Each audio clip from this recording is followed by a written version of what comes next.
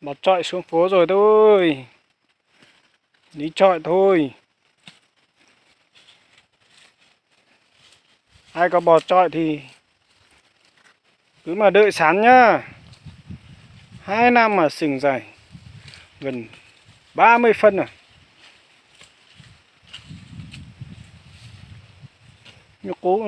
Nhúc cú thì lòng đàn trong rồi nữa. Mấy cháu nhìn nhìn nhúc cú nè. Nhúc cú mà cho chủ rong đi tụi nó mà thi nhúc cú à. Mà mò lia ó xong sẽ tới gì. Cú tính để pết cho phần rồi nè.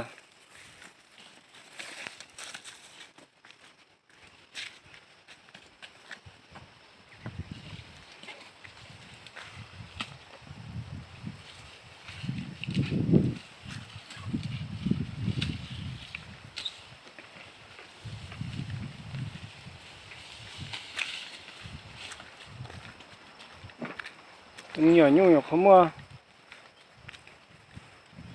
ó xong tao pết xong sẽ nè nhiều chừng mò hành nè tụi cũng té mò non rồi nè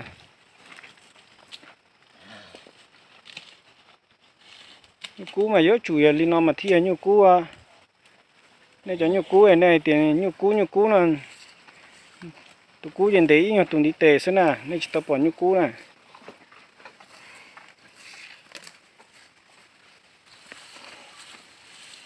chỉ tao chờ đi nè